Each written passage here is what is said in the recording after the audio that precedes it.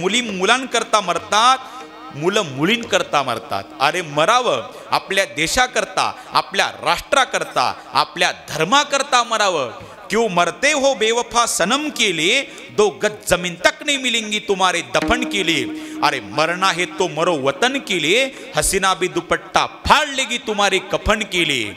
नाहीतर एका महात्म्यानं सांगितलं, बाकीचे जीवन जगतात ते वेतना करता, पण आमचे देशभक्त जीवन जगतात ते वतना करता जीवन जगतात. बघा दादा हो, म्हणून त्यांचं आपण नाहीतर माणसं जिवंत फौजीला जीव लावत नाहीत आणि मग गेल्यावर व्हॉट्सअपला स्टेटस पडतात, मिस यू भावा आणि शहीद भावा, आणि जिवंत असताना त्याला रेल्वेत जागा देत नाहीत. ही मोठी शोकांतिक आहे. बघा बघा काही काही म्हणतात महाराजाला काय फौजीला करू काही पगार आहे का सरकारी, मला काय पगार नाही. पण बघा गुणगान आपण केलं पाहिजे. स्वतःला मोठं कुणी समजतं, पण दुसऱ्याला मोठं म्हणण्याची ताकद ठेवावी लागते. बघा का आज नाही का आपल्याला जरी आपण त्या क्षेत्रात जाऊ शकलो नाही, पण दुसऱ्याला मोठं म्हणण्यात काय आपलं काय तोंड कमी पडणार आहे का. खऱ्या अर्थानं ज्याचे लेकरं सीमेचं रक्षण करतात नाही का, त्यांनाच कळ काय असतं. अरे नाही का 6-6 महिने सुट्टी भेटत नाही घरी यायला.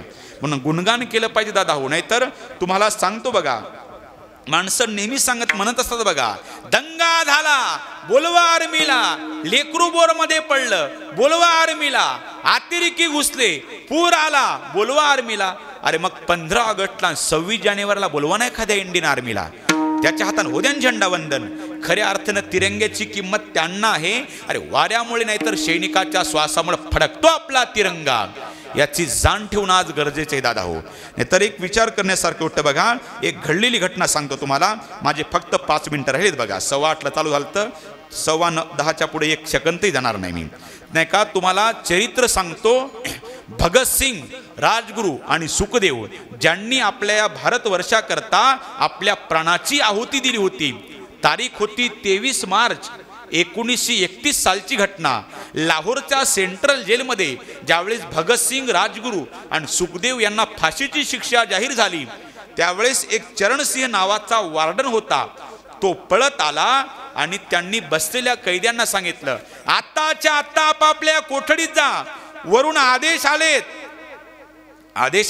सगळे कैदी आपापल्या कोठडीमध्ये गेले, पण एकमेकात कुजबुज करतात, का रे आपल्याला एवढं बंद लवकर का केलं. त्याच वेळेस एक बरकत नावाचा एक नावी पळत आला. त्या बरकत नाव्याला त्या कैद्यांनी विचारलं, अरे बरकत आम्हाला एवढ्या लवकर का बंद केलं. तो बरकत नावी काहीच बोलला नाही.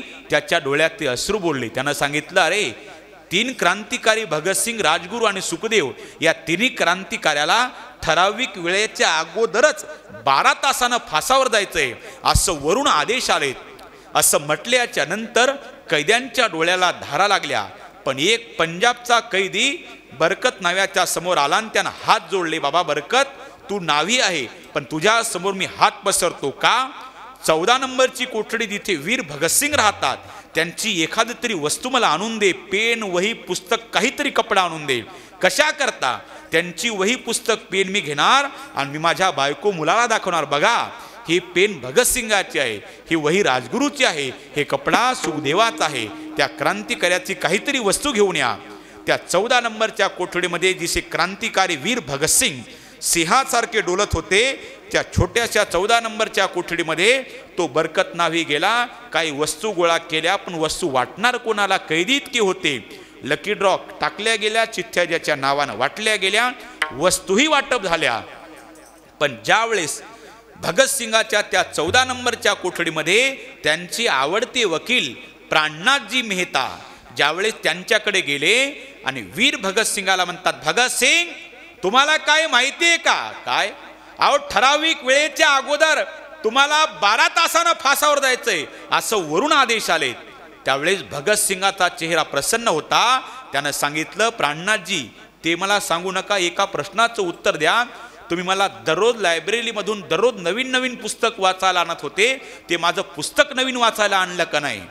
प्राणनाथ मेहतानं डोक्याला हात लावला. बाप रे, ज्याचं मरण काही मिनिटावर सेकंदावर आलं, तो क्रांतिकारी जर म्हणतो मला पुस्तक वाचायला आणलं का नाही, काय म्हणाव्या क्रांतिकार्याला. डोळ्याला धारा लागल्या आणि रडतच त्या प्राणनाथ मेहतानं पुस्तक वाचायला भगतसिंगाच्या हातात दिलं. एका सेकंदाचाही न विलंब लावता त्या वीर क्रांतिकारी भगतसिंगांनी पुस्तक वाचायला चालू केलं. पण पुस्तक वाचता वाचता प्राणनाथ मेहतांनी प्रश्न विचारला, भगतसिंग, तुमची माझी या जीवनाची शेवटची भेट आहे. या भारतातल्या जनतेला तुमच्याकडून काही मरायच्या अगोदर संदेश तुम्ही देऊ इच्छिता का? त्यावेळेस त्या क्रांतिकारानं सांगितलंय, प्राणनाथजी, या भारतातल्या जनतेला जर माझा संदेशच द्यायचा ना मरायच्या अगोदर, एकच संदेश द्या. काय? साम्राज्यवाद मुर्दाबाद आणि इन्कलाब जिंदाबाद हा माझा नारा भारतातल्या घराघरापर्यंत पोहोचला पाहिजे. असं म्हटल्याच्या नंतर त्या वीर क्रांतिकार्याला त्या प्राणनाथ मेहतानं नमस्कार केला, मुजरा घातला आणि तिथून निघणार त्याच वेळेस भगतसिंगानं पुस्तक वाचता वाचता डोकं बाजूला केलं आणि प्राणनाथ मेहताला म्हणले, थांबा प्राणनाथजी, तुमची माझी या जीवनातली शेवटची भेट, पण एका व्यक्तीला माझी मी गेल्यानंतर आठवण करून द्या. कोण? सुभाषचंद्र बोस बाबू. त्यांनी या लढ्यामध्ये मला त्यांनी फार मदत केली. त्या सुभाषचंद्र बोस बाबूला या क्रांतिकार्याचा शेवटचा नमस्कार सांगा त्यांना.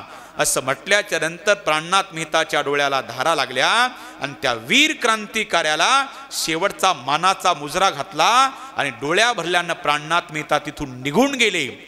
पण हीच गोष्ट ज्यावेळेस भगतसिंगाच्या आईला कळली, गाय व्याल्याच्या नंतर वासराच्या ओढीनं गाय जशी घराच्या दिशेनं पळते, तशी त्या क्रांतिकार्याची माय त्या जेलच्या लाहोरच्या दिशेनं पळतच सुटली. जेलमध्ये आली, त्या वीर क्रांतिकार्याला बघितलं, डोळ्याला धारा लागल्या. पण भगतसिंगानं सांगितलं, आई, तू एका वीराची शूराची आई आहे. आई, असं रडू नको. अगं, तू रडल्याच्या नंतर ब्रिटिश इंग्रज अधिकारी काय म्हणतील? अरे देखो, ये वीरों की माँ कैसे रो रही है, ये भगतसिंग की माँ है. माँ, वीरों की माँ रोती नहीं. माँ, आई, ज्यावेळेस मला फासावर देण्यात येईल ना, तू जवळ थांबू नको. तू रडल्याच्या नंतर हे हसतील बैमान. मग आईने सांगितलं, बाळा, हीच जर तुझी इच्छा असेल ना, ही तुझी आई तुला शपथ घेऊन सांगते की तुझ्या मी जवळही थांबणार नाही फासावर जाताना. असं म्हटल्याच्या नंतर त्या आईनं डोळ्याला धारा लागल्या आणि आईनं सांगितलं, राजा, आज माझी कूस आज पवित्र झाली. तुझ्यासारखा हिरा माझ्या पोटी जन्माला आला. अरे, तू या शेवटच्या वेळेला या भारत मातेकरता तू तुझा प्राण बलिदान करतो. या भारताचं गॅझेट, भारताच्या इतिहासात गॅझेटमध्ये तुझं नाव ज्यावेळेस सोन्याच्या कागदामध्ये मोत्याच्या शाहीमध्ये तुझं नाव ज्यावेळेस कोरल्या जाईल, तुझ्या नावाच्या सोबत काहीच न करता माझं नाव मोठं होईल. असा शूरवीर कोणाच्या पोटी जन्माला आला होता? तुझ्यामुळं मी भाग्यवान ठरले राजा. त्या आईनं त्या वीर क्रांतिकार्याला पोटच्या मुलाला शेवटचा मानाचा मुजरा घातला आणि आपल्या स्वतःच्या पोटाला ती माय भाग्यवान समजून तिकून निघून गेली. तोपर्यंत भगतसिंगाच्या डोळ्याला धारा लागल्या नाही. पण जशी आई गेली, आईची आठवण झाली. आईच्या हातचं मला शेवटचं जेवण करायचंय. एक सफाई कामगार होता, त्याचं नाव होतं बेबे. बेबे नावाच्या सफाई कामगाराला हात जोडले, बाबा, आयुष्यात तुला मी काही मागितलं नाही, पण ज्या आईनं मला जन्म दिला त्या आई करता एकदा त्या आईकडे जा आणि त्या आईचं हातचं मला शेवटचं जेवण करायचं राजा. शेवटची इच्छा पूर्ण करणारा तूच आहे.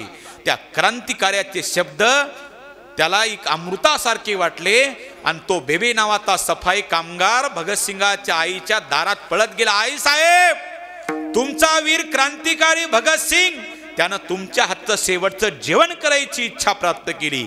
आईनं जसा देवाला नैवेद्य करतो तसे नैवेद्यासारखं ताट सजवून दिलं. तो बेबे नावाचा सफाई कामगार त्या जेलच्या गेटपर्यंत आला. पण या बैमान इंग्रज ब्रिटिश अधिकाऱ्यांनी त्या वीर क्रांतिकारी भगतसिंगाला शेवटचं जेवही दिलं नाही. भगतसिंग वाट बघतात, आत्ता माझ्यापर्यंत येईल, आत्ता माझ्या आईचं मला जेवण येईल असं म्हणतात. माय मराव पण आशा मरू नये अशी आपल्यात मन आहे.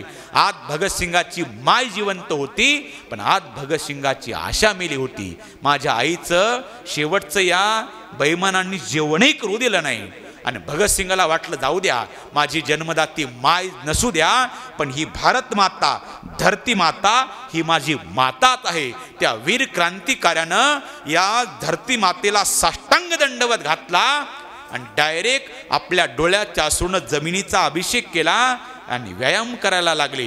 व्यायाम करणारे भगतसिंग एका जेलरनं बघितले आणि जेलर म्हटला, भगतसिंग, अहो जगण्याकरता व्यायाम असतो का मरण्याकरता? तुम्हाला फासावर द्यायचंय. त्या क्रांतिकार्यानं सांगितलं, जेलर साहेब एका प्रश्नाचं उत्तर द्या. जेलर साहेब, ज्या वेळेस माझी आई दररोज देवपूजा करायची, मी आईला फुलं आणून द्यायचो. माझी आई काय करायची, टवटवीत फुलं देवाला व्हायची, कोमेजलेली फुलं बाजूला काढायची. आईला प्रश्न विचारला, आई तू असं का करते ग आई?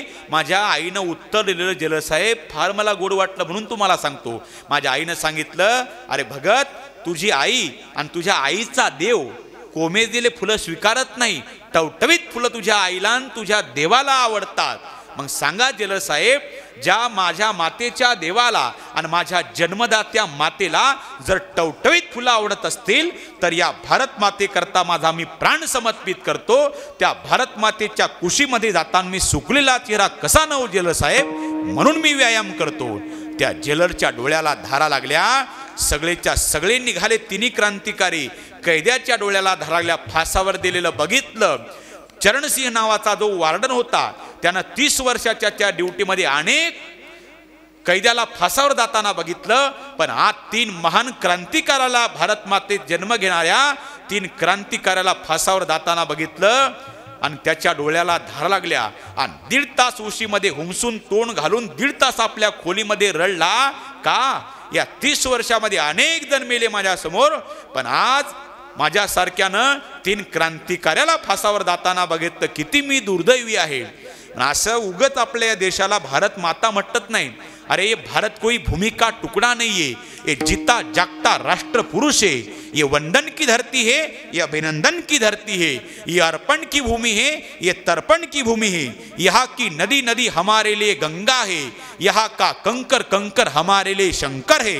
हम जिएंगे तो इस भारत के लिए और मरेंगे तो इस भारत के लिए, और मरने के बाद भी गंगा जल में हमारे बहती हुई अस्थियों को कोई कान लगा कर सुनेगा तो एक ही आवाज आएगी, भारत माता की. असो, जे काही चुकीत असेल, बुद्धीचे दोष योग्य ज्ञानोबारांचा प्रसाद. माझ्या कीर्तनामध्ये तुमच्या गावातली देशभक्त आले, तर माझ्यासोबत परभणी आमचे बळीराम भाऊ आलेत नाही का, त्यांचा मी हार घालून सत्कार करतो. आणखी काही काही फौजी कीर्तनात असतील त्यांनाही पुढे यावं. उभे राहा भाऊ, या. जोरदार टाळ्या वाजवा करता. फोटो काढा मारत.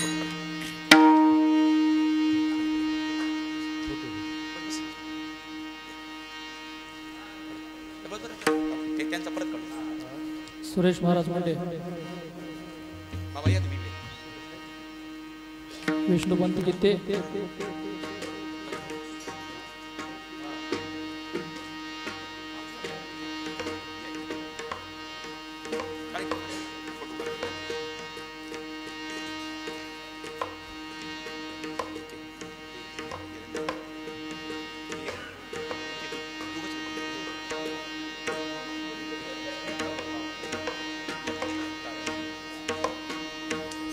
महाराज अण्णांचे मोठे चिरंजीव आहेत. अण्णांचे मोठे चिरंजीव आहेत. असे आहेत का? वा वा.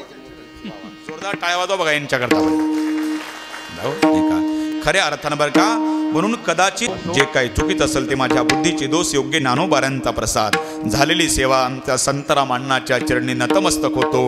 हनुमंतरायाच्या चरणी, संत भगवान बाबाच्या चरणी, आणि माझे गुरुवारी वेदांताचार्य अर्जुनजी महाराज लाड गुरुजी, परमपूज्यनी शंकरजी महाराज पांचाळ गुरुजी आणि गुरुवारी रामायणाचार्य रामरावजी महाराज ढोक यांच्या चरणी सेवा समर्पित करतो.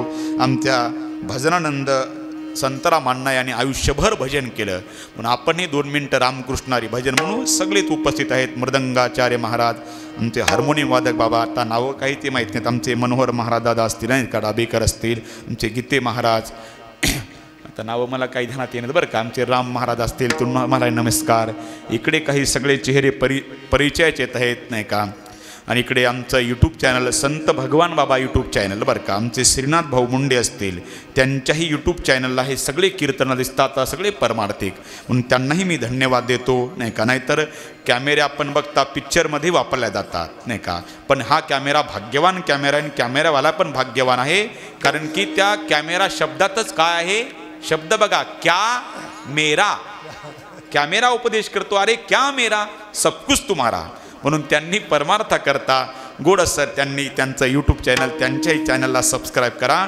तुम्ही सगळे धन्यवादाला पात्र आहेत. म्हणून आपल्या संत रामांना यांच्या या पुण्यस्मरणानिमित्त आमच्या सुमित भाऊ कराड यांनी आमच्या ओमप्रकाश भाऊ मुंडे यांच्या मार्फत हे मला निमंत्रण दिलं आणि तुमच्या सगळ्या थोर व्यक्तींचं मला दर्शन झालं.